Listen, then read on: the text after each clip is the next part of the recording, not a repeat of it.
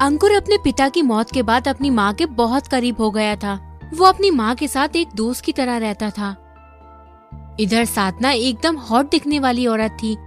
वो 55 की उम्र में 35 की नजर आती थी। वो हमेशा एकदम टिप टॉप मेकअप में रहती थी।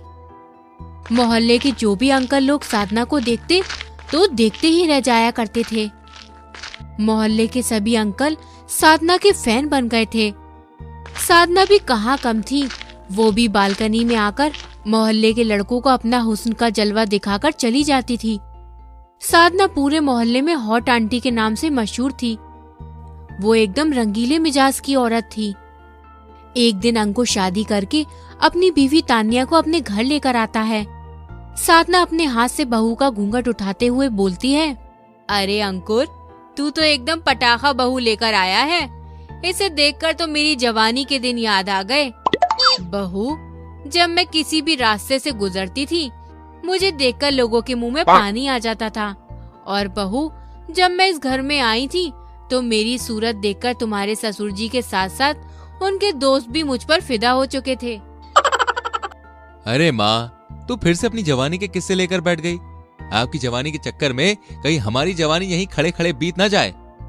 हमें जाने दो माँ, आज हमारी सुहाग रात है। बेटा, इतना उतावलापन अच्छा नहीं है। अरे माँ, बस भी करो। ये देखो, तुम्हारी बहू कितनी देर से खड़ी है। ठीक है बेटा, तुम अंदर बहू को लेकर जाओ। मैं तुम्हारे पिताजी से बात करके आती हूँ। फिर अंकुर तान्या को अपने कमरे में ले जाता है। अंकुर रोमांटिक होकर गाना गाता है, लग जा गले के फिर ये हंसी रात हो न हो। तभी तान्या बोलती है, ये माँ जी को भी इस उम्र में भरी जवानी के दिन याद आ रहे हैं। इस उम्र में भी अपनी जवानी को जाने नहीं दिया है उन्होंने। अरे यार, माँ ना थोड़े खुले विचार की औरत है। उनकी शादी के 2 साल बाद ही पिताजी का देहांत हो गया। उनकी जवानी की कई इच्छा अधूरी रह गई, इसलिए कभी कभी उन्हें अपनी जवानी के दिन याद आ जाते हैं। क्या ससुर जी टपक चुके हैं? तो माँ जी किससे बातें करती हैं फिर? अरे वो पिताजी की फोटो से बात करती है, और कोई बात नहीं है। बड़े अच्छे घर में शादी हुई है मेरी। यहाँ सभी खुले खुले लोग पड़े हैं, कहीं मैं भी यहाँ खुल न जाऊं। अरे माँ को साइड में रखो ना। अब चलो सुहाग रात एंजॉय करते हैं। मैं अभी कपड़े चेंज करके आती हूँ, तब तक आप तैयार हो जाओ। तान्या एक प्यारी सी नाइटी पहनकर वहाँ आती है। उसको देखते ही अंकुर रोमांटिक अंदाज में उसके करीब जाता है। तभी तान्या बोलती है, पहले लाइट तो बंद करो। अंकुर जैसे ही लाइट बंद करने जाता है तो खिड़की से झांकती अपनी माँ को देख लेता है और गुस्से में बोलता है, अरे माँ, तुम यहाँ क्या कर रही हो? क्या माँ? माँ कहाँ है? साधना खिड़की से ताकते हुए पकड़े जाने पर साधना का मुंह उतर जाता है।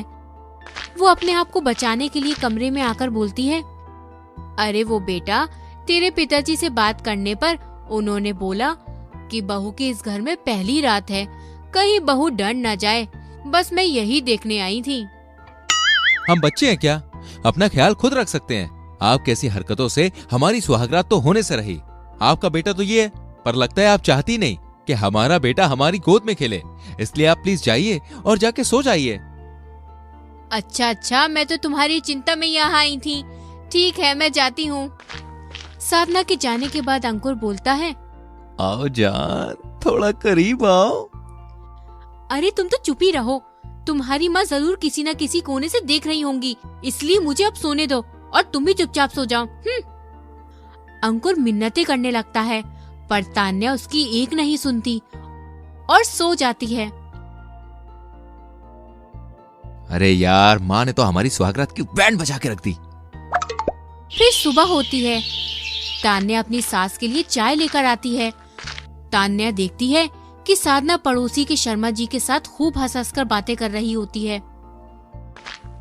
अरे साधना जी, अंकुर हनीमून पर नहीं जा रहा क्या? तुम्हें याद है ना, जब हम लोग हनीमून पर गए थे तो हमने कितनी मस्ती की थी। हाँ शर्मा जी, वो भी क्या दिन थे।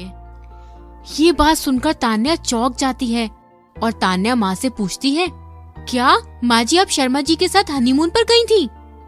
अरे नहीं बहू, वो हमारे कहने का मतलब था कि जब हम घूमने गए थे तब की बात है ये। फिर तान्या अंकुर को जगाने जाती है। अंकुर, तुम्हें सोने से फुर्सत नहीं है। वह तुम्हारी माँ शर्मा जी के साथ अपनी जवानी के दिन याद कर रही हैं। इतनी उम्र में शर्मा जी के साथ कैसी कैसी बातें कर रही हैं वो। अरे क्या हो गया, वो दोनों अच्छे दोस्त हैं बस। तुम भी ना बगैर बात के अपना सर खपा रही हो। अब मुझे सोने दो यार। तुम सोते रह जाना, वहाँ तुम्हारी माँ जवानी के चक्कर में किसी के साथ भाग न जाए। हे भगवान, कैसे खानदान में मेरा पाला पड़ा है। तान्या अपने ससुराल की सभी जिम्मेदारियों को संभाल लेती है सिवाय अपनी सास के।